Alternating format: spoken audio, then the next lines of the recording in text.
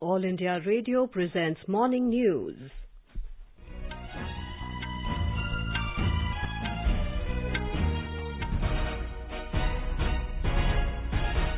Good morning, I'm Valsa Williams and with me is Saira Mujtaba. The headlines.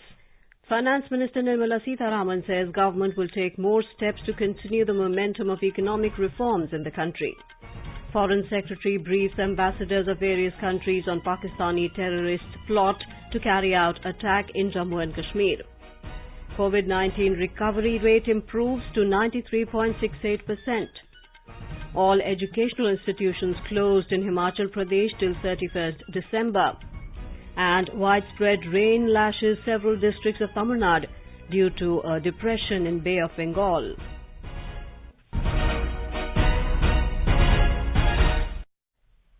As the nation fights the COVID-19 pandemic, we begin with a message of precaution to stay safe and protected by following these 3 simple steps. Wear a face mask, maintain 2 gaz ki doori for social distancing, focus on hand and face hygiene. And now the news in detail. Finance Minister Nirmala Sitharaman has said the government will take more steps to continue the momentum of economic reforms in the country. Addressing a conference organized by CII, she said the momentum of reforms will continue to make India a hotspot of global investment. Ms. Sitharaman said that Prime Minister Narendra Modi has not lost any opportunity to take deep reforms at this time of pandemic. She said Mr. Modi also undertook those kinds of reforms which have not seen the light of day over decades. We have been taking absolutely strong reform-related measures. The reduction in corporate tax in September 2019 to be the lowest as much as possible compared with many developed economies or emerging economies. 15% and with nothing else added to it. Taxation, corporate rate being 15%, the lowest I would think anywhere in the world. And also for the existing companies, saying that they can come down to the level of 22%, clearly showing that our intent is to show immediate benefit for the MNCs and any large companies or small companies which would want to open shop and start producing, opening up newer areas. She said the financial sector is being professionalized and the government will continue with disinvestment and privatization agenda. Not to reject India's role in global trading community. Not to reject India's role in the manufacturing story, which actually should be, like the way you have said very clearly, that India should become a major investment hotspot. And for that, we have to make sure that we get everything right. On reforms in taxation system, the Finance Minister said the use of technology such as faceless assessment has eased the tax filing process. On corporate tax, Ms. Sitharaman said the reduction in corporate tax clearly shows our intent is to show immediate benefits for the MNCs and any large companies or small companies. Foreign Secretary Harshvardhan Shringla briefed a select group of heads of missions on the planned terrorist attack in Nagrota district in Jammu and the implications of the incident on security, diplomacy and the battle against terrorism. A terrorist attack was foiled on the 19th of this month by the security forces. Sources said this is the first of several briefings to be conducted by the Ministry of External Affairs in small groups in view of the COVID-19 situation. Other secretaries will also be briefing heads of missions in their areas of jurisdiction. Sources said the idea is to share information as widely as possible with the international community. The heads of missions were provided with a detailed information docket giving details of the incident as it transpired, as well as a list of items and munition that were recovered from terrorists, clearly indicating their Pakistani origins. It was shared with them how preliminary investigations by the police and intelligence authorities, markings on the recovered AK-47 rifles and other items lead us to believe that the terrorists belonged to Pakistan-based Jaish-e-Mohammed. It was also pointed out how the incident of 19th November is part of Pakistan's ongoing terror campaign in Jammu and Kashmir and that in the year 2020 itself, we have seen 200 incidents of terrorist violence and neutralization of 199 terrorists. India has leaped across another significant milestone in its fight against COVID. With recovery of more than 85 lakh people so far, the national recovery rate has improved to 93.68%. With overall recovery of nearly 85,62,000 patients, the recovered cases in the country stand at nearly 20 times the number of active cases. Over 41,000 patients recovered and were discharged in the last 24 hours, whereas the new confirmed cases reported in the same time span stood at nearly 44,000. The active caseload of the country has also fallen below 5%. The total active cases in the country today stand at 4,43,486, which comprise merely 4.85% of the total reported cases. The Health Ministry has informed that 26 states and a union territory in the country have reported less than even 20,000 active cases. The Health Ministry has said that this has also led to a commensurate dip in the fatality rate, which stands at 1.46%. It informed that 511 case fatalities were reported in the past 24 hours. In the Union Territory of Ladakh, the number of deaths due to COVID infection are going up. Ladakh region, especially Leh district, is witnessing a rise in COVID cases. The UT administration is on high alert to meet the challenge. Our correspondent has filed this report. Union Territory Ladakh has recorded over 100 COVID-related deaths since outbreak of pandemic in the region. By Monday, a total of 101 deaths were recorded in Ladakh. Leh district has recorded the highest with 60 deaths, while Kargil saw 41. UT administration and health services are on high alert after alarming rise in COVID cases and deaths due to infection. Senior officials have reviewed availability of oxygen, mobility, and COVID management infrastructure during the winters in Leh and Kargil districts. The change in weather and spike in numbers of COVID infections and deaths have invited Leh civil society to call for a voluntary lockdown to control the spread of infection. A similar response received from Nubra Valley in Leh as well. However, the UT administration appealed to the general public to follow and adhere to the SOPs. Ramesh Chandra, All India Radio News, Leh. In view of sharp rise in COVID-19 cases, the Himachal Pradesh government has decided to shut all educational institutions in the state till the 31st of December. Our correspondent reports that the state government has also decided to impose night curfew from 8 p.m. to 6 a.m. in 4 districts. More from our correspondent. The decision to close all educational institutions till 31st December has been taken in a state cabinet meeting in Shimla. The cabinet has also decided to impose night curfew from 8 p.m. to 6 a.m. in 4 districts, that is Shimla, Mandi, Kangra and Kullu, from November 24 to December 15. However, online studies would commence from coming 26th November. The state government has also decided that all social, political, cultural, sports, etc. gatherings in open areas would be restricted to 200 persons with social distancing. Cabinet has also decided that a fine of rupees 1,000 would be imposed for not wearing a face mask in public places. Sanjeev Sundariyal, AIR News, Shimla. Home Minister Amit Shah inaugurated a mobile COVID-19 RT-PCR lab at the Indian Council of Medical Research, ICMR, in New Delhi yesterday. It has been jointly developed by Spice Health and the ICMR. This testing lab and more such labs which are planned to be set up will help in adding more capacity to COVID-19 testing. The lab is accredited by NABL and approved by the ICMR. These tests will be free of cost for the people. This initiative is a step in making COVID-19 testing affordable and more accessible to the common person. The test report would be available within 6 to 8 hours from the time of sample collection, compared to the average 24 to 48 hours taken by similar test reports. The Home Ministry statement said Spice Health has signed a memorandum of understanding with the ICMR for setting up testing facilities and collection centres across the country. In a tweet, Mr. Shah said the Narendra Modi government is committed to contain the spread of COVID-19 in Delhi, and this lab will surely help in early detection and cure. Rajasthan Chief Minister Ashok Gehlot has said that the COVID infection in the state is moving towards a dangerous situation. He said that the state government has taken tough decisions in public interest to prevent the spread of the infection. The Chief Minister reviewed the COVID situation in the state through video conference yesterday evening. Health Minister Raghu Sharma said that more than 3,000 cases are reported daily in the state, and it is the second peak of corona. Our correspondent reports that the number of active cases in the state has exceeded 24,000.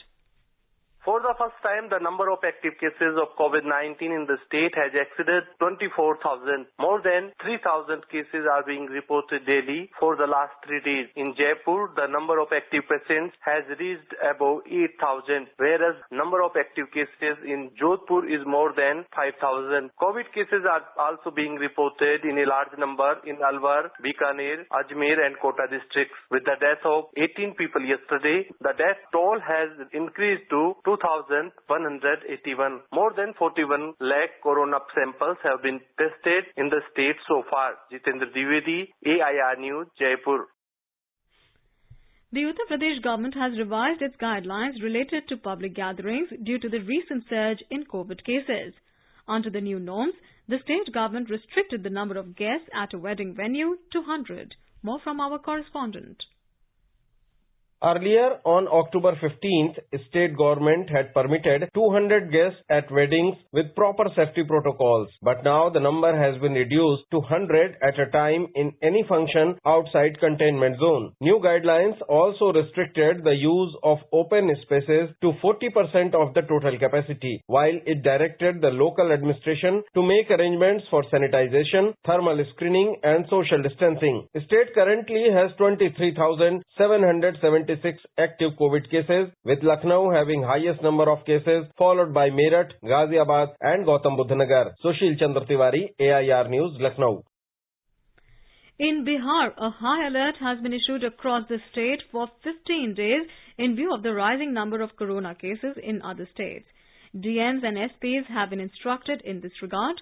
This decision was taken at a meeting of Crisis Management Group headed by Chief Secretary Deepak Kumar. The Chief Secretary said a campaign on wearing masks has been launched. Stern action will be taken against those who violate the instructions. Vehicles will be seized if driver and travellers will be found without a mask. This will apply to all vehicles, including cars, bikes and bicycles. Shops will be sealed if shopkeepers and customers are found without masks. In Madhya Pradesh, more than 1,79,000 patients have recovered so far in the state. 1,120 patients were also discharged from the hospital in the past 24 hours. A report. The number of COVID-19 cases in the state climbed up to more than 1,94,000 after 1,701 new cases were reported in the past 24 hours. With 10 patients succumbing to the infection, the death toll rose to 3,172. Maximum 586 people have been infected in Indore, while 349 new infections have been reported in Bhopal yesterday. There are now 12,336 active cases in Madhya Pradesh. Meanwhile, around 30,000 tests conducted yesterday. The total number of tests in the state has exceeded 35 lakhs. Sanjeev Sharma, AIR News, Bhopal. In Gujarat, night curfew is being strictly enforced in Ahmedabad, Surat, Vadodara and Rajkot, the 4 major cities of the state. More from our correspondent. Gujarat has recorded a total 1,98,899 cases till now. Out of this, 1,81,187 patients recovered. 1,234 patients recovered during the last 24 hours. More than 73,04,000 tests have been carried out in the state till date. Total active cases in the state are 13,836, out of which 89 patients are on ventilator. 17 patients died yesterday, taking the total death due to COVID-19 up to 3,876. Meanwhile, state government has banned the organizing of marriage ceremony during the curfew hours, where it has been enforced. According to latest orders, the maximum limit of guests for marriage ceremony will be 100, while it will be 50 for funeral procession with effect from today. Yogesh Pandya, AIR News, Ahmedabad. The Maharashtra government has issued a new set of SOPs for persons travelling to the state by air, trains or road with effect from the 25th of this month. According to the latest order, domestic travellers, whether by air or train coming from Delhi, Rajasthan, Gujarat and Goa to Maharashtra, will require a COVID negative report. Air travellers will need to get the COVID test done within 72 hours of their flight, and train passengers should get the test within 96 hours of their arrival in Maharashtra. More in this report. According to the Standard Operating Procedure (SOP) to prevent the spread of COVID in Maharashtra, all domestic passengers travelling from airports, railway and by road from Delhi, NCR, Rajasthan, Gujarat and Goa shall carry RT-PCR negative test report with them before starting their journey. The state government has asked the concerned authorities to check for the report before allowing the passengers to begin the journey. The SOP also stated that passengers not having the RT-PCR test reports fulfilling conditions shall compulsorily undergo RT-PCR test at the concerned airports or railway stations at their own cost. Only after undertaking the test, the passengers will be allowed to go home by the concerned authorities. With Nivedita, this is Kunal Shinde, AIR News, Mumbai. Talking to AIR, Dr. Ghanshyam Pangte of Lady Hardinge Medical College and Associated Hospitals, New Delhi has urged people to avoid crowded places to stay safe from COVID-19. अभी corona में हमें पूरी तरह से active रहना है और ज्यादा भीड़ हो रही है। रिसेंटली इतने सारे त्योहार आए थे, सारा मार्केट भरा हुआ था। अभी भी जो सेलिब्रेशन मोड है वो चल रहा है। हमारे यहाँ कोविड के केसेस लगातार बढ़ते जा रहे हैं। दिल्ली क्योंकि पूरे नॉर्थ इंडिया का एपिसेंटर है, तो इसको देखते हुए अगर हम अभी अपने आप को रोकेंगे नहीं, बिना वजह के हम बाजार में भीड़ वाली जगह पे जाएंगे तो हमें ये इन्फेक्शन जरूर हो जाएगा। और अगर ये इन्फेक्शन हो गया तो इस समय या अगले 1-2 हफ्तों में ऐसी परिस्थिति आ सकती है कि हमें नॉर्मल बेड भी ना मिले। अभी प्रॉब्लम आईसीयू बेड्स की है, बट धीरे धीरे अगर हम इसी तरह से लापरवाही बरतते रहेंगे, जान का खतरा भी रहेगा। You are listening to the morning news on All India Radio. A reminder of the headlines before we move on. Finance Minister Nirmala Sitharaman says government will take more steps to continue the momentum of economic reforms in the country. Foreign Secretary briefs ambassadors of various countries on Pakistani terrorist plot to carry out attack in Jammu and Kashmir. COVID-19 recovery rate improves to 93.68%. All educational institutions closed in Himachal Pradesh till 31st of December. And widespread rain lashes several districts of Tamil Nadu due to a depression in the Bay of Bengal. For quick news updates round the clock, follow us on our Twitter handle @AIR News Alerts. The depression over the southwest Bay of Bengal has caused widespread rain in several districts of Tamil Nadu. Since last evening, it has been moving northwestwards at a speed of 4 km per hour for the past 6 hours. It lies 470 kilometers southeast of Chennai and 440 kilometers southeast of Puducherry, as observed early this morning. It is set to intensify into a cyclone today and cross the coast between Karaikal and Mamallapuram near Chennai Wednesday afternoon as a severe cyclonic storm. During its landfall, the cyclone is set to trigger the wind speed of 100 to 110 kilometers an hour. As per the naming convention, the weather system will assume the name Nivar once it becomes a cyclone. Met Department has said that extremely heavy rainfall is likely at isolated places over the Delta region and Ariyalur in Tamil Nadu and Karaikal in Puducherry today. Chennai and its adjoining districts in central Tamil Nadu are set to get heavy to very heavy rainfall under the impact of the weather phenomenon. On Wednesday, the day of the landfall of the cyclone, extremely heavy rainfall is likely to occur at isolated places in 8 districts, including in the Delta region and North Interior districts in Tamil Nadu and neighbouring Puducherry. Heavy to very heavy rain is expected in 13 other districts, including Chennai and its adjoining areas. Isolated heavy rainfall is likely in 4 of the northwestern districts. Fishermen have been asked not to venture into the sea during the period due to rough weather. More from our correspondent. The Tamil Nadu Chief Minister Edappadi Palaniswamy had a review meeting on the cyclone Nivar with his cabinet colleagues and senior officials in Chennai last evening. As a measure of precaution, bus services have been suspended in the Delta districts and Chengalpattu and Viluppuram from today. The Southern Railway has already suspended its operation of trains in the vulnerable routes. The public have been asked to avoid travel in their vehicles until the cyclone subsides. All major water bodies are under constant vigil and sandbags are kept ready to plug any breaches. Telecom service providers have been asked to keep emergency plans ready to ensure an unhindered connectivity. The Chief Minister has asked the public to have the battery cell operated radio sets with them to get updated with reliable information on the cyclone, as there is a possibility of the power lines getting shut down. Jai Singh, AR News, Chennai. Foreign Secretary Harshvardhan Shringla will pay an official visit to Nepal on the 26th and 27th November 2020. This will be the first visit of the Foreign Secretary to Nepal since he assumed charge. The visit is in keeping with the tradition of regular high-level exchanges between the two countries and the priority India attaches to its relations with Nepal. During the visit, Foreign Secretary will meet his counterpart and other Nepalese dignitaries to discuss the wide-ranging bilateral cooperation between the two countries. The visit will be an opportunity to further advance the bilateral ties. External Affairs Minister Dr. S. Jaishankar will be undertaking a visit to Bahrain, UAE and Seychelles from today. During the 6-day visit, he will be meeting his counterparts and also the top leadership of these countries. Dr. Jaishankar's visit to Bahrain will be his first visit to the country as External Affairs Minister. He will personally convey condolences on behalf of the government and the people of India to the Bahraini leadership on the sad demise of Prime Minister of Bahrain, Prince Khalifa bin Salman Al Khalifa, on the 11th of this month. He will also hold talks on bilateral issues as well as regional and international issues of mutual interest. Dr. Jaishankar will next visit UAE on 25th and 26th of November. He is scheduled to meet his counterpart Sheikh Abdullah bin Zayed Al Nahyan. In the last leg of his tour, the minister will travel to Seychelles on the 27th of November for a 2-day visit. The minister will also hold bilateral consultations with the newly appointed Minister for Foreign Affairs and Tourism.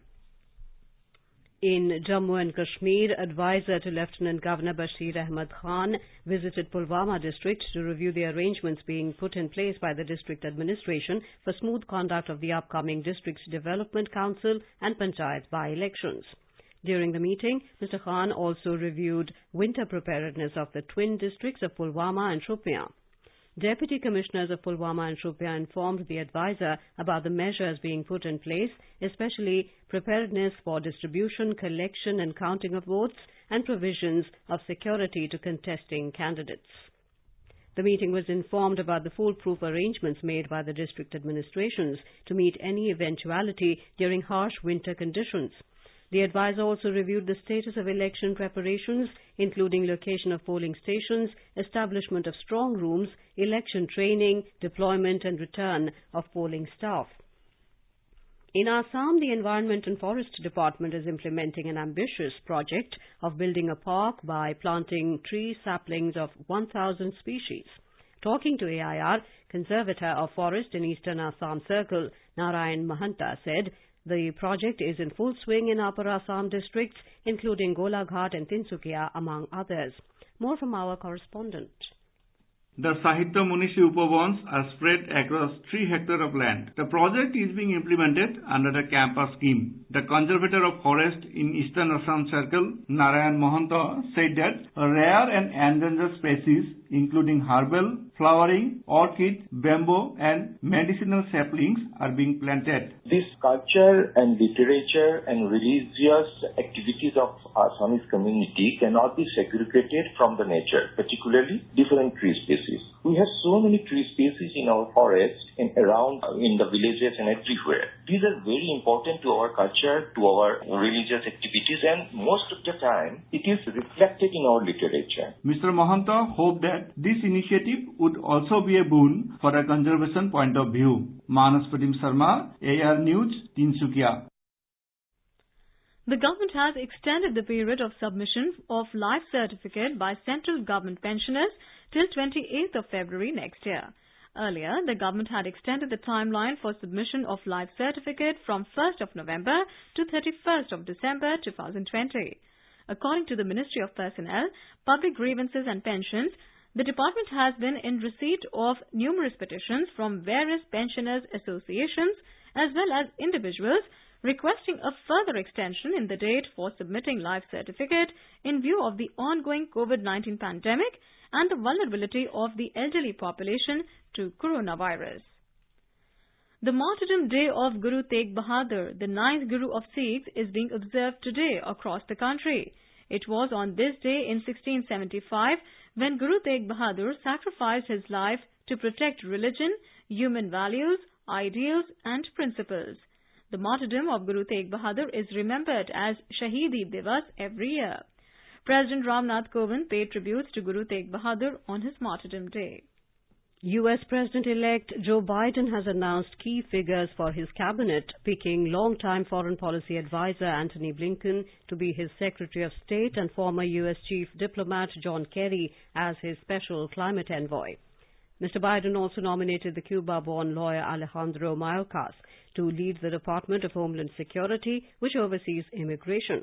He picked Avril Haines, the former deputy CIA director, as his Director of National Intelligence, the first woman to ever hold that position.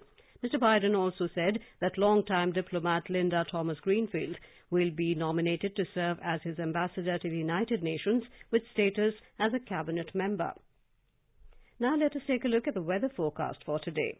Jammu witnessed a minimum temperature of 12 degrees Celsius, while maximum will be around 20 degrees. The city will have a generally cloudy sky with light rain. Srinagar will have rain or snow. Temperature will hover between 1 degree Celsius and 6 degrees. In Leh, the sky will be generally cloudy with light rain. Minimum temperature was -5 degrees Celsius, while the maximum will be around 1 degree. Gilgit will experience light snow with temperature hovering between -1 degree Celsius to 8 degrees. Muzaffarabad is likely to have thunderstorm with rain. The temperature will move from 4 to 14 degrees Celsius. In Dehradun, temperature will hover between 10 and 23 degrees. Sky will be partly cloudy with possibility of development of thunder and lightning. Chandigarh will have a generally cloudy sky. The temperature is likely to move from 13 to 22 degrees. The national capital is likely to experience fog or mist in the morning and partly cloudy sky later, with temperatures varying between 10 and 25 degrees Celsius. Mumbai will observe a mainly clear sky. Temperature will vary between 20 and 32 degrees Celsius. Chennai will have thunderstorm with hail. Temperature will hover between 23 and 31 degrees. Kolkata is likely to have a partly cloudy sky. The city observed a minimum temperature of 16 degrees Celsius and is likely to experience maximum temperature of 28 degrees. In Hyderabad, the minimum temperature will be 20 degrees Celsius, while maximum will be 30 degrees. The city will have a generally cloudy sky with light rain or drizzle. And now an overview of today's newspapers. Boost for India as Oxford shot up to 90% successful. Headlines The Hindustan Times in a crucial development, raising realistic expectations of a vaccine by the year end. 1 crore health workers to get first dose. PM to hold meeting with CMs today, writes the Indian Express. Supreme Court raises concerns over COVID relapse, is the lead in the Pioneer, as the Apex Court asks centre states to file status report in 2 days. The Times of India notes, Delhi weekly cases drop after 5 weeks, but deaths rise to highest in India. After 2 months, rail services resume in Punjab, observes the Tribune. LOC, massive operation on to look for tunnels that terrorists could use. The Asian Age reports on security forces using high-tech gadgets, including satellite imagery, to find tunnels along the entire LOC and the international border with Pakistan. Under fire, facing heat within, Kerala government holds back social media law, states the Indian Express. And finally, the Economic Times reports, Google looking to share chat in Indian languages, with Google in preliminary talks to acquire the regional language social media platform. And now, before we end the bulletin, the headlines once again. Finance Minister Nirmala Sitharaman says government will take more steps to continue the momentum of economic reforms in the country. Foreign Secretary briefs ambassadors of various countries on Pakistani terrorist plot to carry out attack in Jammu and Kashmir. COVID-19 recovery rate improves to 93.68%. All educational institutions closed in Himachal Pradesh till 31st December. And widespread rain lashes several districts of Tamil Nadu due to a depression in Bay of Bengal. And with that, we end the morning news. Have a nice day.